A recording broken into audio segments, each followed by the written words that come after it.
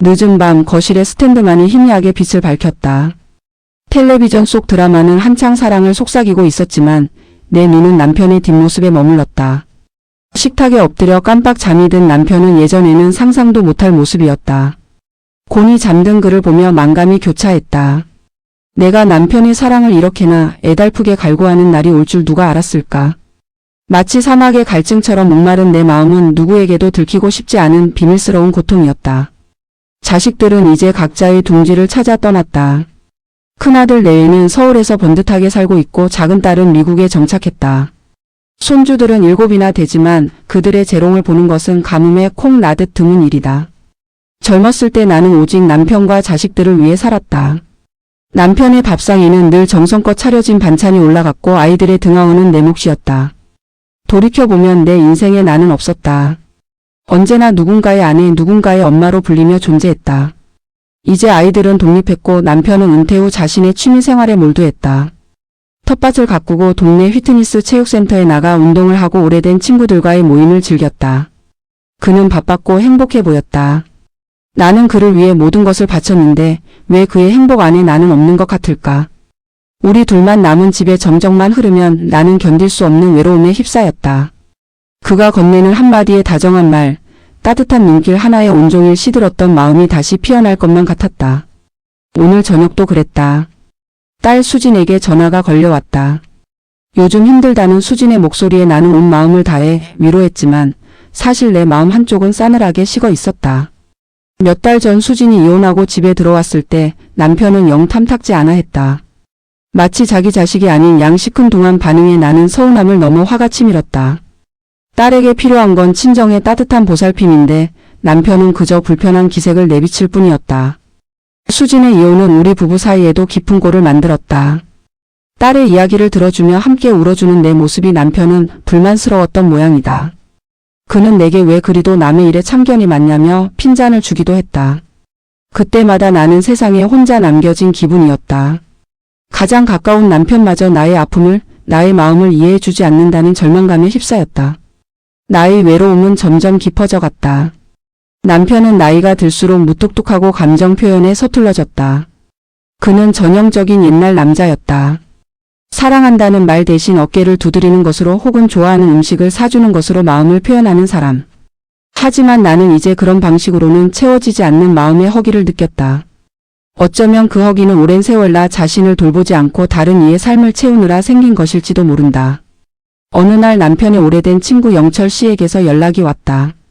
그가 해외에서 사업을 정리하고 돌아왔다는 소식이었다. 영철 씨는 젊었을 때부터 남편의 절친이었고 나에게도 스스럼 없이 대했던 사람이다. 그는 남편의 권유로 종종 우리 집을 찾아 식사를 함께 하기도 했다. 우리는 식탁에 둘러앉아 옛 이야기를 나누며 웃었고 그 시간만큼은 적막했던 우리 집이 활기로 가득 찼다. 특히 영철 씨는 나를 인간 대 인간으로 존중해주고 배려해주는 태도를 보였다. 남편과는 사뭇 다른 그의 따뜻함에 나도 모르게 마음이 편안해지는 것을 느꼈다. 영철 씨의 귀화는 내 삶에 잔잔한 파문을 일으켰다. 남편은 그와의 술자리 약속을 자주 잡았고 가끔은 나도 함께 동석했다. 우리는 함께 시간을 보내며 과거를 회상하고 현재의 고민을 나누었다. 남편과 나 사이에 보이지 않는 벽이 영철 씨의 존재로 인해 잠시 허물어지는 듯한 착각에 빠지기도 했다. 하지만 그 착각은 오래가지 않았다. 남편은 여전히 나의 깊은 외로움을 눈치채지 못했고 나는 여전히 그의 그림자 속에서 사랑을 구걸하는 나약한 존재였다. 내 마음은 차가운 벽에 부딪혀 산산조각 나는 유리 조각 같았다. 이 외로움을 어떻게 표현해야 할까?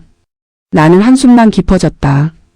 혹시 나의 이런 감정들이 남편에게 짐이 되는 건 아닐까 하는 걱정이 나를 더욱 옥죄어왔다. 행복해야 할 황혼기에 나는 왜 이리도 불행할까? 이 답답한 현실에서 벗어나고 싶었다. 새로운 무언가가 간절했다.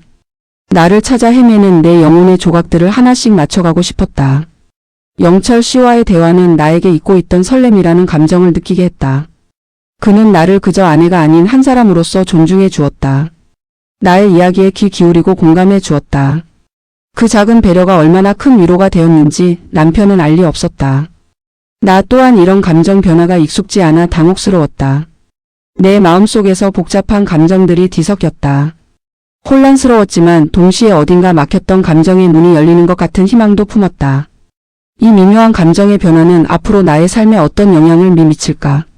잠든 남편의 등을 말없이 바라보며 나는 밤늦도록 쉽게 잠들 수 없었다. 그날 밤 이후 내 안에서는 알 수 없는 동요가 일기 시작했다. 남편의 무관심은 더욱 선명하게 느껴졌고 영철 씨의 다정함은 나를 끊임없이 흔들었다. 나는 거울 속 나를 들여다보았다. 주름진 얼굴, 예전 같지 않은 탄력. 사랑받고 싶다는 열망 자체가 늙고 추한 것인가 하는 자책감에 사로잡히기도 했다. 하지만 내 마음 한구석에서는 아직 피어나지 못한 꽃잎처럼 간절한 무언가가 움트고 있었다. 이것이 바로 사랑일까? 아니면 오랜 외로움이 만들어낸 착각일까? 혼란스러움 속에서 답을 찾을 수 없었다. 며칠 후 남편과 영철 씨는 등산을 간다며 아침 일찍 집을 나섰다. 평소 같으면 그가 먹을 아침을 분주하게 차렸겠지만 그날은 유독 마음이 내키지 않았다. 남편은 내가 차린 밥상에 앉아 묵묵히 식사를 마쳤고 잘 다녀오겠다는 말 한마디 없이 문을 닫고 나섰다. 나는 텅 빈 거실에 홀로 남아 창밖을 바라보았다. 그 뒷모습에서 나에 대한 애정이나 배려 같은 건 찾아볼 수 없었다. 마치 당연한 일상처럼 그의 삶 속에서 나는 공기처럼 존재했다. 내가 이토록 투명한 존재였다는 사실에 가슴 한켠이 시려왔다. 점심때가 되어 딸 수진이 방문했다. 우리는 함께 앉아 오랜만에 화장품 가게를 운영하는 수진의 사업 이야기를 나눴다. 수진은 씩씩하게 자신의 어려움을 헤쳐나가고 있었지만 이따금 스치는 그녀의 눈빛에서는 깊은 상처가 엿보였다. 우리는 자연스럽게 지난 세월 결혼 생활에 대한 이야기를 하게 되었다. 수진은 내게 엄마의 삶은 어떠했는지 조심스럽게 물었다. 나는 답할 수 없었다. 내 삶이 과연 행복했느냐는 질문에 선뜻 고개를 끄덕일 용기가 없었다. 남편에게 사랑을 갈구하면서도 차마 말 한마디 못 꺼내는 내 모습이 어쩌면 수진이 겪는 어려움의 한 단면과 닮아 있을지도 모른다는 생각에 마음이 아팠다. 엄마 혹시 후회해? 수진의 질문은 나의 심장을 꿰뚫었다. 젊은 시절의 꿈, 설레는 사랑을 외면하고 남편과 아이들에게 모든 것을 바쳤던 나의 삶. 후회하느냐는 질문에 나는 눈물을 감출 수 없었다. 후회하지 않는다고 말하고 싶었지만 목소리는 나오지 않았다. 수진은 내 손을 꼭 잡았다. 괜찮아 엄마. 엄마의 삶은 엄마의 것이야. 이제라도 엄마의 행복을 찾아야 해. 딸의 따뜻한 위로에 그동안 억눌러 왔던 감정이 둑이 터져버렸다. 엉엉소리 내어 울면서 그동안의 외로움과 서운함을 쏟아냈다. 수진은 그런 나를 아무 말 없이 안아주었다. 그 순간 나는 비로소 숨 쉴 수 있었다. 딸의 방문이 끝나고 집에는 다시 고요가 찾아왔다. 하지만 이전과는 다른 고요함이었다. 수진의 말 한마디가 내 마음속에 작은 파문을 일으켰다. 그래, 내 삶은 나의 것이다. 나는 나 자신을 위해 살아본 적이 없었다. 이제라도 나를 위한 행복을 찾아야 한다는 깨달음이 섬광처럼 스쳐 지나갔다. 밤이 깊어지고 남편과 영철 씨가 돌아왔다. 남편은 땀 흘린 얼굴로 들어와 거실 소파에 털썩 주저앉았다. 그는 물 한 잔을 요구했고 나는 냉장고에서 시원한 보리차를 꺼내 주었다. 남편은 아무런 대꾸 없이 차를 들이켰다. 영철 씨는 나를 보며 미소 지었다. 형수님, 오늘 즐거운 시간 보내셨습니까? 그의 목소리에는 언제나처럼 다정함이 깃들어 있었다. 나는 고개를 끄덕이며 웃었다. 그 작은 미소에도 나는 마음 깊은 곳에서 울컥하는 감정을 느꼈다. 영철 씨는 남편에게 오늘은 형수님이 해주신 김치찌개가 생각납니다. 매콤하고 칼칼한 맛이 일품인데 말입니다. 라고 농담을 건넸다. 남편은 픽 웃으며 그 양반 음식 솜씨는 알아줘야지. 라며 대꾸했다. 단순한 대화였지만 나는 가슴이 저려왔다. 영철 씨는 내 음식 솜씨를 기억해 주었고 남편은 그저 그 양반이라고 나를 칭했다. 그의 말 속에서 나는 나의 존재가 단지 음식 솜씨로 규정되는 듯한 서글픔을 느꼈다. 영철 씨의 배려 깊은 말 한마디는 나에게 희미한 빛이 되었다가도 남편의 무심함 앞에서 이내 더 큰 어둠을 들이우는 그림자가 되었다. 나는 이 밤의 어둠 속에서 진정 내가 원하는 것이 무엇인지 깊이 생각하기 시작했다. 이토록 그의 사랑을 구걸해야 하는 외로운 황후는 내가 꿈꾸던 모습이 아니었다. 사랑받고 싶다는 열망, 인정받고 싶다는 바람. 그것은 결코 부끄러운 감정이 아니었다. 나는 오랜만에 화장대에 앉아 내 얼굴을 살폈다. 조금은 슬프게 느껴지는 내 눈빛 속에서 나는 이제 나 자신을 찾기 위한 용기가 필요하다는 것을 깨달았다. 새로운 삶의 문을 열 준비가 되어가고 있었다. 이 미묘한 변화가 과연 어떤 미래를 가져올지 두려우면서도 한편으로는 설렜다. 마치 어린 시절 꿈꾸었던 미지의 세계로 첫 발을 내딛는 기분이었다. 더 이상 남편의 그림자로 살지 않겠다고 다짐했다. 나는 나 자신으로 온전히 서고 싶었다. 이 용기가 나를 어디로 이끌지 알 수 없었지만 한 가지 확실한 것은 더 이상 외로움에 무릎 꿇지 않겠다는 결심이었다. 딸 수진이 남긴 엄마의 삶은 엄마의 것이야 라는 말은 내 마음속 깊이 박혀 온종일 메아리 쳤다. 그 말은 단순히 위로가 아니었다. 잃어버린 나를 찾으라는 명령 같았고 더 이상 남편의 그림자로 살지 말라는 선언 같았다. 그날 밤 잠든 남편의 곁에서 나는 밤새 뒤척였다. 30년 넘게 살아온 내 결혼 생활을 돌아보았다. 나는 정말 최선을 다했다. 남편을 내조하고 아이들을 올바르게 키우기 위해 모든 열정을 쏟아부었다. 하지만 그 결과는 무엇이었을까? 나만 홀로 남겨진 듯한 공허함, 그의 사랑을 갈구하는 초라한 황혼의 내가 아니었던가. 새벽녘 거실로 나와 소파에 앉았다. 이따금 들려오는 냉장고 소리마저 내 외로움을 더욱 부각시키는 것 같았다. 어쩌면 남편의 무관심은 갑자기 생긴 것이 아닐지도 모른다. 결혼 초기부터 그는 감정 표현에 서툰 사람이었고 나는 그것을 묵묵한 사랑으로 이해하려 노력해왔다. 하지만 이제 와 생각해보니 그것은 사랑이라는 이름으로 포장된 무관심이었는지도 모른다는 의심이 스멀스멀 피어올랐다. 내 마음속에는 오랜 세월 쌓여왔던 서운함과 불신이 자리잡고 있었다. 그날 이후 나는 조금씩 변하기 시작했다. 아침에 일어나 남편의 아침밥을 차리는 대신 나를 위한 시간을 갖기 시작했다. 동네 공원을 산책하고 카페에 앉아 따뜻한 차를 마시며 책을 읽었다.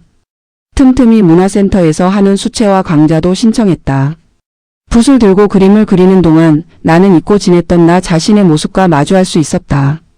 색색의 물감들이 흰 도화지 위에 번져나가며 새로운 형상을 만들어내는 것을 보며 내 마음도 조금씩 활기를 되찾는 듯 했다. 변화는 남편의 눈에도 띄었을 것이다. 처음에는 별말 없던 남편이 어느 날 물었다. 요즘 뭐 그리 바쁘시오? 얼굴 보기도 힘드네.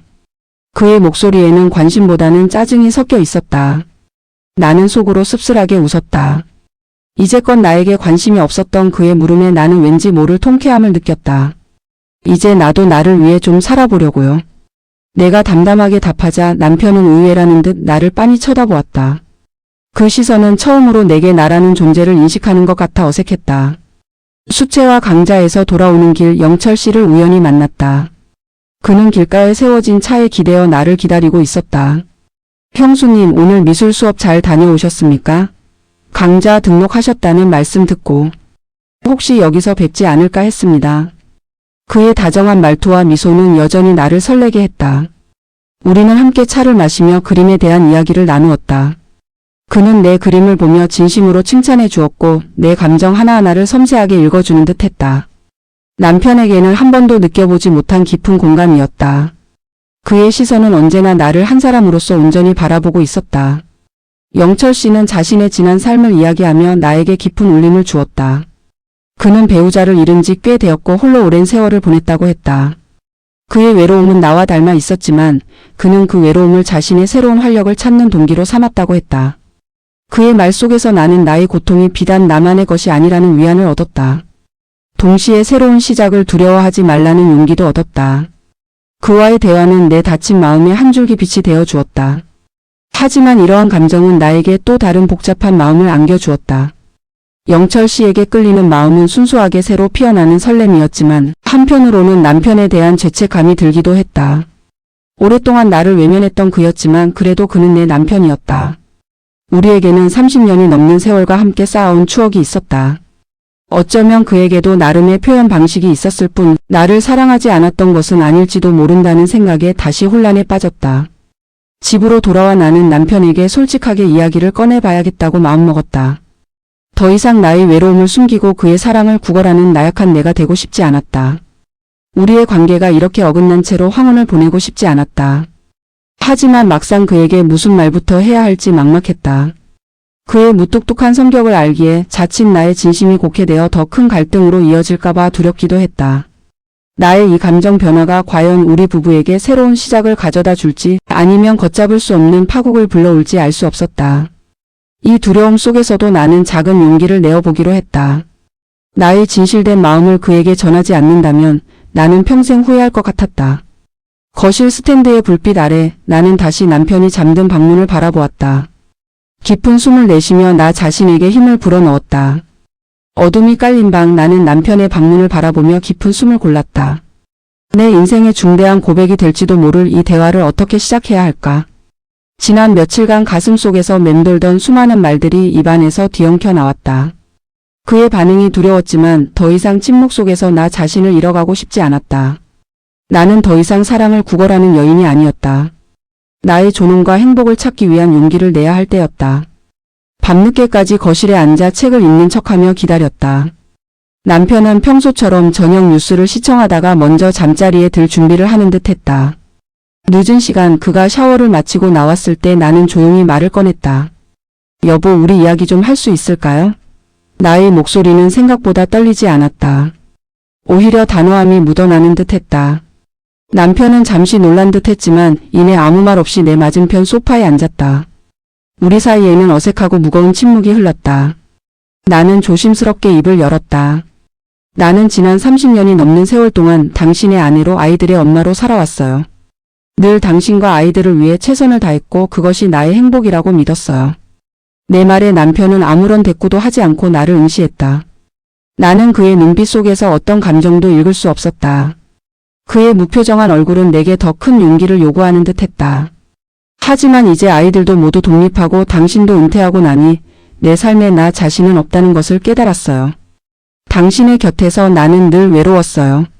내가 당신에게 사랑을 구걸하고 있다는 사실이 나를 너무나 초라하게 만들었어요. 내 말을 들은 남편의 얼굴에는 미묘한 감정의 변화가 스쳤다.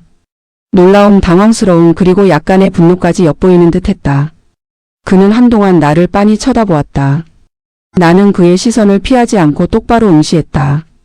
더 이상 숨을 곳이 없었다. 나의 진심을 그에게 온전히 전달하고 싶었다. 마침내 남편이 입을 열었다. 내가 당신에게 뭘 그렇게 잘못했다는 거야? 평생 당신이랑 아이들 뒷바라지 하느라 내 몸 하나 아끼지 않고 일만 했어. 부족한 거 없이 살게 해줬으면 됐지 뭘 더 바란다는 거야? 그의 목소리에는 서운함과 억울함이 뒤섞여 있었다. 그는 내가 느끼는 감정의 깊이를 전혀 이해하지 못하는 듯 했다. 내가 예상했던 반응이었다. 그의 입장에서 그는 늘 최선을 다했다고 생각했을 것이다. 돈이나 물질적인 풍요가 내게 전부는 아니었어요, 여보. 나는 당신의 따뜻한 말 한마디, 다정한 눈길 하나가 늘 고팠어요. 나는 당신에게 사랑받고 싶었을 뿐이에요. 내 마음을 알아주고 나를 인간적으로 존중해 주기를 바랐을 뿐이에요. 나는 눈물이 차오르는 것을 억지로 참아냈다. 지금은 감정에 휩쓸릴 때가 아니었다. 이성적으로 나의 아픔을 전달해야 했다. 남편은 잠시 고개를 숙였다. 긴 침묵 끝에 그가 다시 입을 열었다. 나는 내가 표현을 잘 못하는 사람이라는 걸 알아요. 당신에게 늘 미안했어. 하지만 당신이 그렇게까지 외로웠을 줄은 몰랐어. 나는 그저 당신이 행복하다고 생각했어. 아이들도 잘 키워냈고 우리 부부가 아무 문제 없이 잘 살고 있다고 믿었어. 그의 목소리는 이전보다 많이 누그러져 있었다. 약간의 후회와 죄책감이 느껴지는 듯 했다. 나는 이 기회를 놓치지 않고 솔직하게 영철 씨에 대한 이야기를 꺼내야겠다고 생각했다. 여보, 영철 씨는 나에게 당신이 줄 수 없는 따뜻함을 주었어요. 그는 나를 한 사람으로서 존중해주고 나의 감정에 귀 기울여 주었어요. 그래서 나는 혼란스러웠어요. 나 스스로에게도 이런 감정이 아직 남아있다는 것이 놀라웠고 동시에 당신에게 미안하기도 했어요. 이 말을 꺼내는 순간 내 심장은 터질 듯이 뛰었다. 혹시라도 남편이 오해하고 나를 비난할까봐 두려웠지만 진실을 숨길 수는 없었다. 남편은 자리에서 벌떡 일어섰다. 그의 얼굴은 분노로 일그러졌다. 지금 그게 무슨 소리야? 설마 당신 지금 나에게 불륜이라도 저질렀다는 거야? 영철이랑 무슨 관계라도 있는 거냐고. 그의 목소리가 방 안을 울렸다. 나는 당황했지만 그의 비난 앞에서 흔들리지 않으려 애썼다. 그런 말이 아니에요. 영철 씨는 그저 나를 이해해 주었을 뿐이에요. 당신에게 듣고 싶었던 말들을 그에게서 들었을 뿐이에요. 내가 느꼈던 이 감정들을 당신에게 솔직하게 말하고 싶었어요. 우리는 앞으로 어떻게 해야 할지 진지하게 이야기해야 한다고 생각해요. 격양된 감정 속에서 우리의 대화는 쉽지 않았다.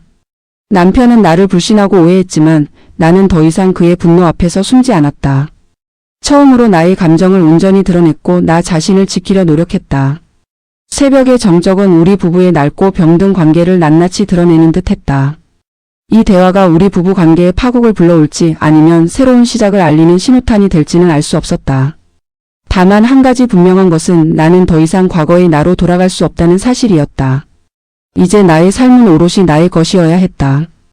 그 과정이 고통스러울지라도 나는 나 자신을 찾기 위한 걸음을 멈추지 않을 것이다. 나는 여전히 사랑을 갈구하는 나약한 여인이었지만 동시에 나의 행복을 위해 싸울 줄 아는 강한 여인이 되어가고 있었다. 나의 마음은 마치 거친 파도가 휘몰아치는 바다 같았지만 그 속에서도 한 줄기 희망의 빛을 찾아 헤매는 작은 배처럼 굳건히 나아가려 했다. 늦은 밤 거실의 스탠드만이 희미하게 빛을 밝혔다. 남편의 격양된 목소리가 방 안을 가득 채웠다. 지금 그게 무슨 소리야? 설마 당신 지금 나에게 불륜이라도 저질렀다는 거야? 영철이랑 무슨 관계라도 있는 거냐고. 그의 얼굴에는 배신감과 분노가 뒤섞여 있었다. 마치 오래된 신념이 무너지는 듯한 표정이었다. 나 역시 가슴이 저며왔지만 더 이상 나의 감정을 숨기거나 그의 분노 앞에서 움츠리고 싶지 않았다. 저는 불륜을 저지르지 않았어요, 여보. 하지만 당신에게 듣고 싶었던 위로와 이해를 영철 씨에게서 들었을 뿐이에요. 그게 나를 흔들었다는 사실은 부정하지 않아요. 이 모든 감정의 시작은 당신과의 관계에서 비롯된 외로움 때문이었다는 걸 알아주세요. 나의 목소리는 떨렸지만 단단했다. 우리는 부부로서 함께 살아왔지만 당신은 나를 더 이상 한 여자로서 보지 않았어요. 그저 당신의 삶을 편리하게 해주는 도구처럼 대할 때도 있었죠. 나는 그걸 참아왔고 그 결과가 지금의 나예요. 사랑을 구걸해야만 하는 비참한 나. 내 말을 들은 남편은 더 이상 소리 지르지 못했다. 그의 눈빛은 분노에서 혼란으로 그리고 이내 깊은 후회로 변해가는 듯했다. 그는 천천히 다시 소파에 앉았다. 머리를 감싸 쥐고 깊은 한숨을 쉬었다. 긴 침묵 속에서 나는 나의 상처를 온전히 드러냈고 그는 그 상처를 직면해야 했다.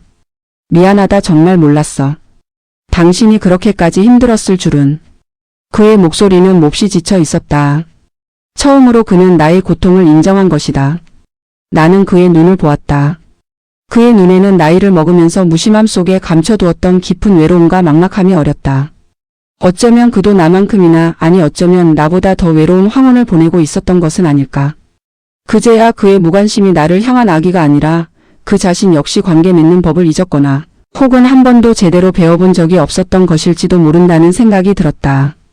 그는 가장으로서의 책임감에 짓눌려 자기 자신의 감정조차 돌보지 못하고 있었는지도 모른다. 그 밤의 대화는 새벽까지 이어졌다. 우리는 처음으로 서로의 상처를 드러내고 솔직하게 이야기했다. 남편은 은퇴 후 찾아온 공허함과 자신의 존재 가치에 대한 고민을 털어놓았다. 가장으로서의 역할이 사라지자 그는 자신 또한 껍데기만 남은 듯한 기분을 느꼈다고 했다. 그래서 텃밭을 가꾸고 운동을 하며 바쁘게 자신을 채우려 했던 것이라고. 그의 말에서 나는 그 역시 외로움과 싸우고 있었음을 알게 되었다. 황혼의 외로움은 비단 나만의 몫이 아니었다. 사랑을 구걸하는 마음은 어쩌면 그도 다르지 않았을 것이다. 단지 표현하는 방식이 달랐을 뿐. 며칠 후 영철 씨에게서 다시 연락이 왔다. 나는 그에게 솔직하게 모든 상황을 설명했다. 남편과의 대화, 나의 마음속에서 일어났던 혼란스러운 감정들까지도. 영철 씨는 나의 이야기를 묵묵히 들어주었다. 그리고는 나에게 깊은 위로를 건넸다. 형수님의 솔직함과 용기가 저를 포함한 많은 사람들에게 큰 울림을 줄 겁니다. 저는 형수님의 행복을 언제나 응원합니다. 그의 말에서 나는 다시 한번 나의 감정이 결코 틀리지 않았음을 확인받았다.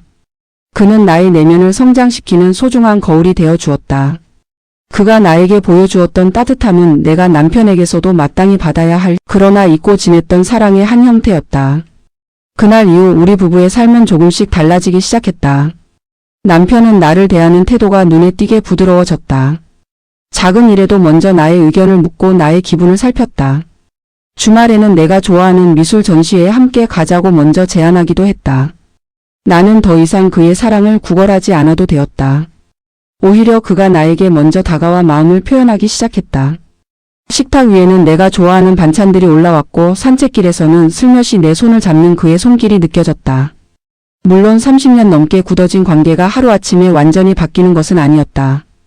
여전히 그의 무뚝뚝함이 불쑥 튀어나올 때도 있었고 나는 여전히 서운함을 느낄 때도 있었다.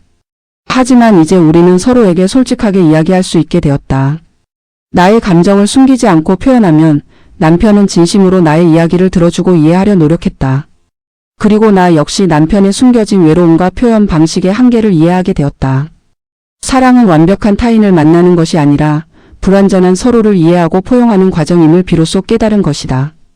내 삶에서 나를 찾아가는 여정은 계속될 것이다. 수채화 강자는 나에게 새로운 즐거움을 주었고 봉사활동을 통해 얻는 보람은 나의 삶을 더욱 풍요롭게 만들었다. 황혼기에 찾아온 이 소중한 깨달음은 나에게 용기와 희망을 주었다. 사랑은 나이와 상관없이 늘 우리 곁에 있으며 그 사랑을 지키고 가꾸는 것은 우리 스스로의 몫임을 말이다. 이제 나는 더 이상 외롭지 않다. 남편과의 관계 속에서 새로운 형태의 사랑을 찾아가고 있으며 나 자신과의 관계에서도 깊은 이해와 존중을 배우고 있다. 우리는 여전히 서로의 어깨에 기대어 삶의 황혼기를 함께 걸어갈 것이다. 가끔 찾아올 외로움은 서로의 온기로 보듬어 안고 잔잔하지만 깊은 사랑을 나누며 살아가려 한다. 우리의 이야기는 많은 시니어들에게 작은 울림이 되어 황혼에도 여전히 사랑이 있고 자신의 행복을 찾아 나설 용기가 필요하다는 메시지를 전할 수 있기를 바란다. 나는 이제 나의 삶을 온전히 사랑하는 법을 알아가고 있다.